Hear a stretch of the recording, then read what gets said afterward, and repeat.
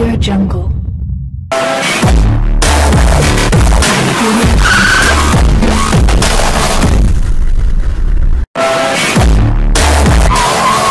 Le circuit d'alimentation diesel est constitué des éléments suivants.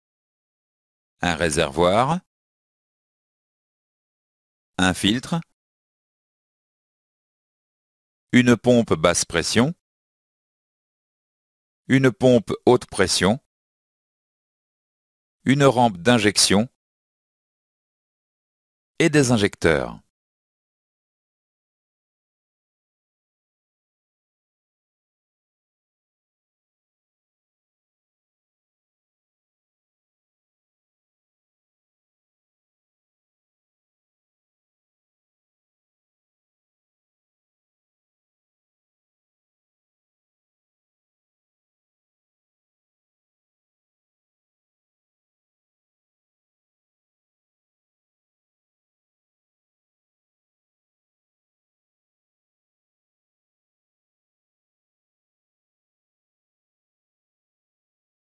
Le rôle du réservoir est de stocker le carburant.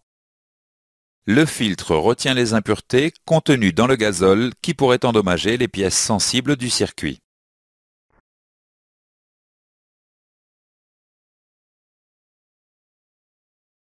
La pompe basse pression aspire le carburant du réservoir et alimente la pompe haute pression. La pompe haute pression alimente la rampe d'injection en carburant sous haute pression.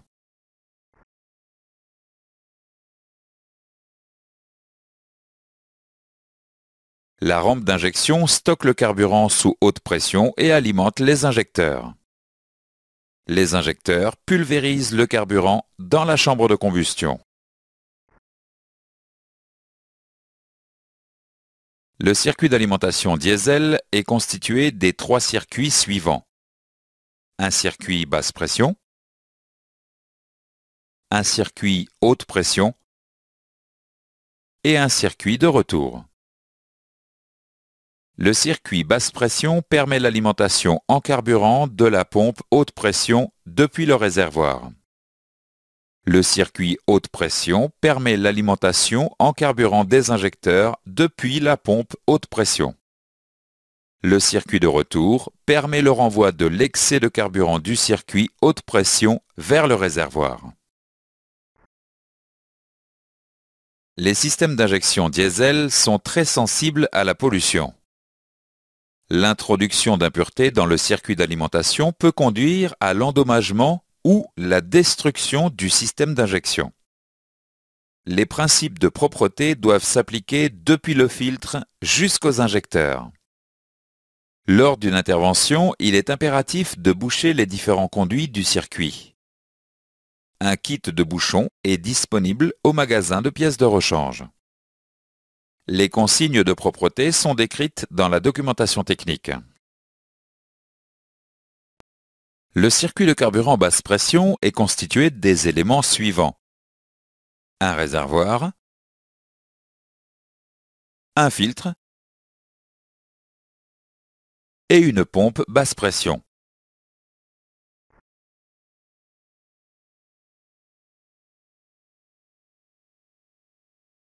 Le remplissage du réservoir s'effectue par la goulotte. La goulotte dispose d'un système anti-refoulement au remplissage. Le réservoir dispose d'autres systèmes anti-pollution et de sécurité. Cliquez sur le clapet de mise à l'air libre. Le clapet de mise à l'air libre permet d'éviter les phénomènes de dépression liés à la baisse du niveau de carburant. Cliquez sur le clapet anti-fuite en cas de retournement. En cas de retournement, un clapet obstrue la mise à l'air libre afin d'éviter les fuites de carburant.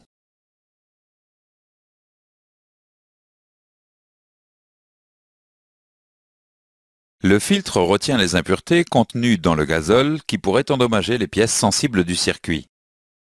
Le remplacement du filtre s'effectue par échange de la cartouche filtrante en ouvrant le boîtier ou en remplaçant le boîtier complet. Le remplacement de l'élément filtrant nécessite l'ouverture du circuit de carburant. Il convient de respecter scrupuleusement les consignes de propreté.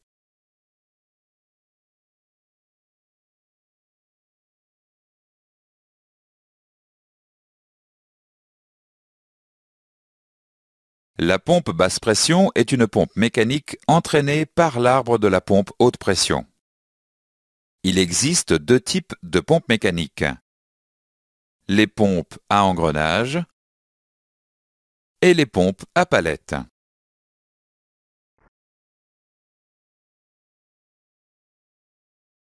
L'eau contenue dans le gazole peut causer des dommages à la pompe et aux injecteurs. Le boîtier filtre permet de récupérer l'eau contenue dans le gazole. En effet, l'eau étant plus lourde que le gazole, elle s'accumule dans la partie basse du boîtier filtre. Une vis de purge permet de vider l'eau lors de l'entretien périodique. Certains systèmes sont équipés d'un capteur de présence d'eau sur le boîtier filtre. Ces systèmes indiquent la présence d'eau dans le boîtier filtre en allumant un voyant au tableau de bord.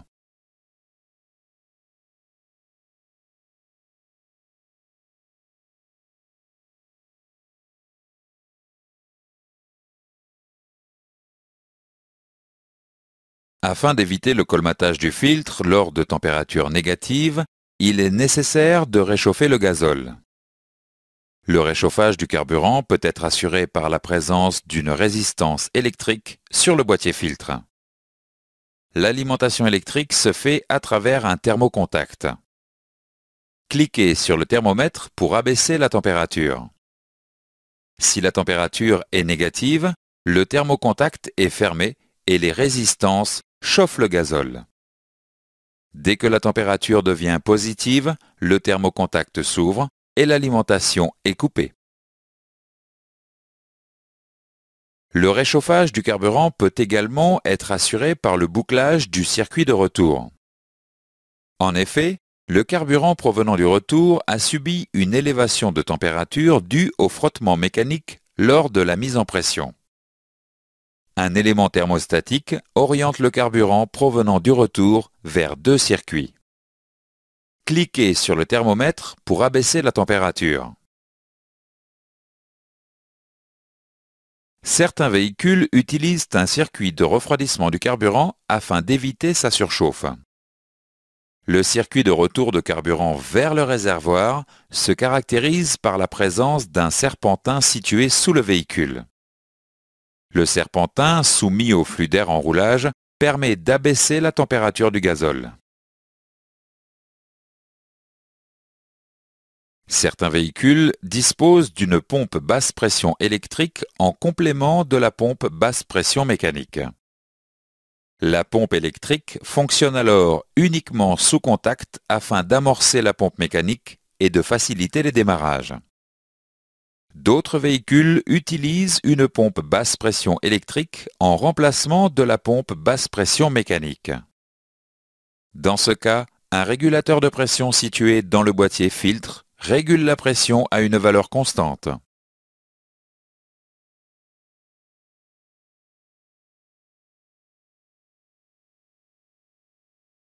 Une poire permet de purger manuellement le circuit d'alimentation lors d'un entretien ou à la suite d'une panne de carburant. La poire se situe avant le filtre. La présence d'une poire manuelle signale l'absence de pompe d'amorçage électrique.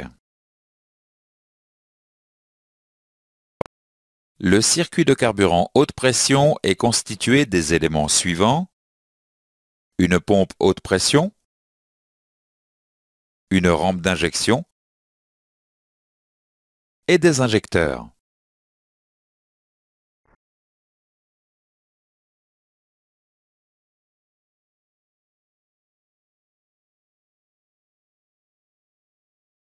Le rôle de la pompe est de produire de la haute pression. La pompe n'assure pas la fonction dosage et moment d'injection, contrairement aux pompes des moteurs diesel d'ancienne génération. Cliquez sur la pompe pour voir son fonctionnement. La pompe haute pression est composée de plusieurs éléments de pompage entraînés par la rotation du moteur. Les éléments de pompage peuvent être disposés selon les montages suivants: montage en étoile ou montage axial. Les éléments de pompage, au nombre de 2 ou 3, alimentent un conduit unique vers la rampe d'injection. La rampe d'injection ou rampe commune stocke le carburant avant qu'il ne soit injecté. Ce stockage évite les variations de pression à l'ouverture des injecteurs. La rampe dispose d'une sortie par cylindre sur laquelle se raccordent les tuyaux d'injecteur. La rampe d'injection peut être de forme cylindrique ou sphérique.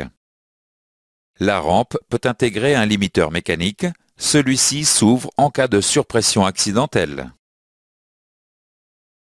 Les protecteurs de rampe protègent des projections de carburant sous pression en cas de fuite sur l'un des raccords. Il est impératif de respecter les consignes de sécurité décrites dans la documentation technique. La rampe d'injection intègre le capteur de pression. Le capteur de pression de rampe est un capteur piézorésistif. Le calculateur utilise l'information pression de rampe afin de piloter le système de régulation de pression.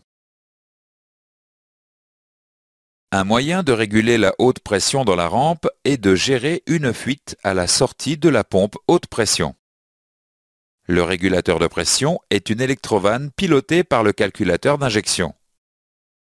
Cliquez sur le calculateur pour faire fonctionner le régulateur de pression. La commande s'effectue par l'intermédiaire d'un courant pulsé modulé RCO. Pour maintenir la pression désirée dans la rampe, le régulateur de pression décharge le surplus vers le circuit de retour. Ce système permet de réguler la pression de carburant dans la rampe très rapidement. Sur certains systèmes, la régulation de la pression s'effectue en dosant la quantité de carburant admise dans les cylindres de pompage. L'actuateur de débit est une électrovanne pilotée par le calculateur d'injection. Cliquez sur le calculateur pour faire fonctionner l'actuateur de débit. La commande s'effectue par l'intermédiaire d'un courant pulsé modulé RCO. Seule la quantité de carburant nécessaire au maintien de la pression de consigne dans la rampe est comprimée. Ce principe réduit la puissance absorbée par la pompe ainsi que la température de gazole dans le circuit de retour. Certains systèmes utilisent les avantages des deux circuits précédents. Ces systèmes sont équipés d'un régulateur de pression et d'un actuateur de débit. Le régulateur de pression ajuste la pression dans la rampe en créant une fuite de la haute pression vers le circuit de retour. L'actuateur de débit dose la quantité de carburant admise par la pompe haute pression. Nous allons étudier la stratégie de régulation de pression dans la rampe sur un système utilisant un actuateur de débit. Le capteur de pression fournit la pression de carburant. En fonction des paramètres moteurs tels que le régime moteur, le calculateur définit la pression de carburant désirée. Le calculateur ajuste la commande de l'actuateur de débit pour obtenir la pression désirée. Le capteur de pression de carburant transmet la nouvelle valeur de pression au calculateur qui peut ajuster sa commande. Vous pouvez déplacer le curseur de la souris sur les éléments pour voir les stratégies utilisées pour cette fonction. En cas de défaut sur le capteur de pression de rampe, le calculateur limite les performances du moteur. Les conséquences d'un défaut sur les actuateurs de la régulation de pression dépendent des systèmes. Vous pouvez déplacer le curseur de la souris sur les éléments pour voir les stratégies de mode dégradé.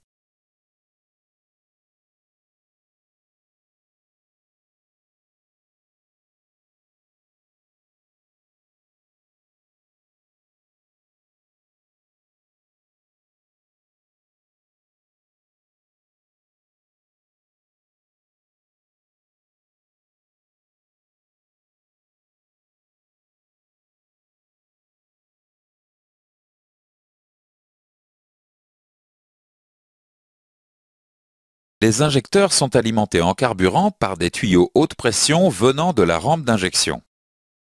Au moment de l'injection, l'aiguille de l'injecteur se soulève, permettant le passage du carburant vers la buse. Le nombre et la disposition des trous dans la buse varient en fonction des systèmes. La lubrification des pièces mobiles s'effectue par le passage d'une très faible quantité de gazole vers le circuit de retour. Attention, il est interdit de démonter un injecteur.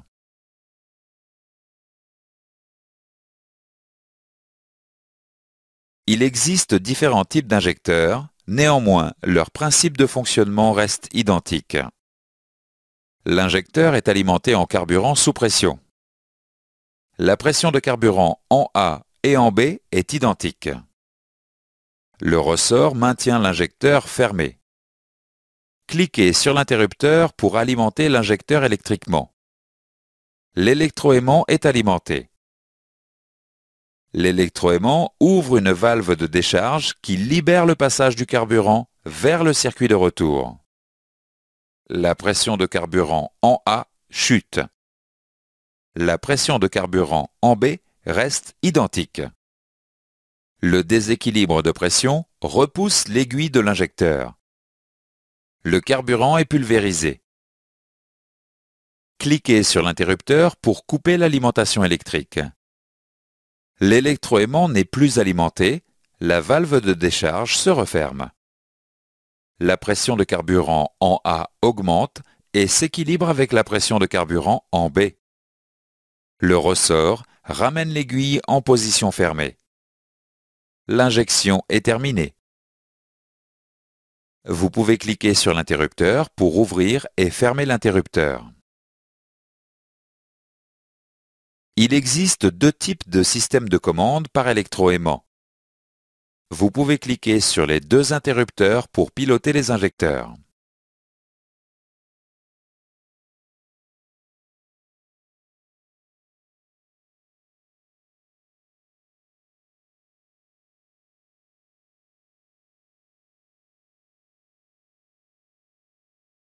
Certains injecteurs n'utilisent pas d'électroaimant mais un actuateur piézoélectrique. Le fonctionnement reste cependant identique. Cliquez sur l'interrupteur pour alimenter l'injecteur.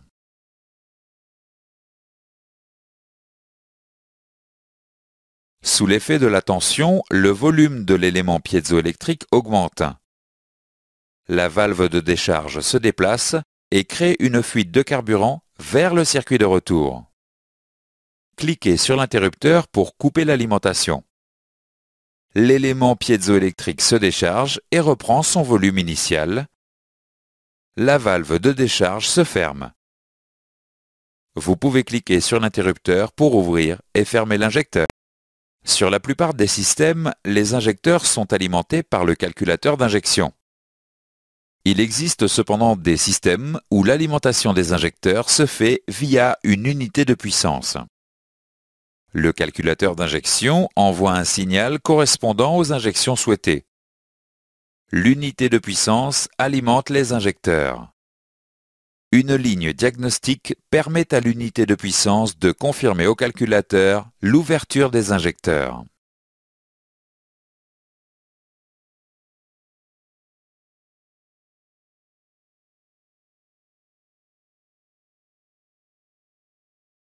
Du fait des dispersions de fabrication, les caractéristiques de débit des injecteurs ne sont pas parfaitement identiques. Ceci peut entraîner des irrégularités de fonctionnement moteur et une augmentation des émissions polluantes. Certains injecteurs reçoivent un code appelé code de calibration. Ce code correspond à l'écart de débit par rapport à un injecteur de référence. Le code de calibration doit être mémorisé dans le calculateur d'injection à l'aide de l'outil de diagnostic. Le calculateur d'injection corrige le temps d'ouverture de l'injecteur en fonction des codes de calibration.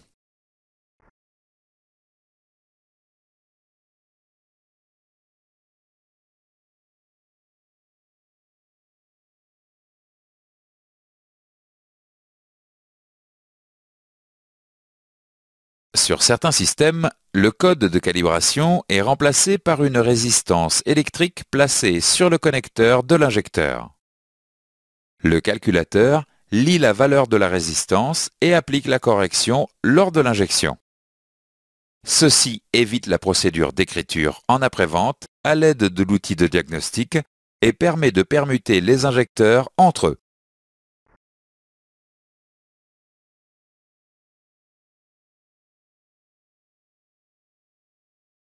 Le circuit de retour des injecteurs peut être équipé d'un venturi. Le venturi est un élément qui facilite l'écoulement du circuit de retour des injecteurs. Cet élément garantit un fonctionnement uniforme des injecteurs.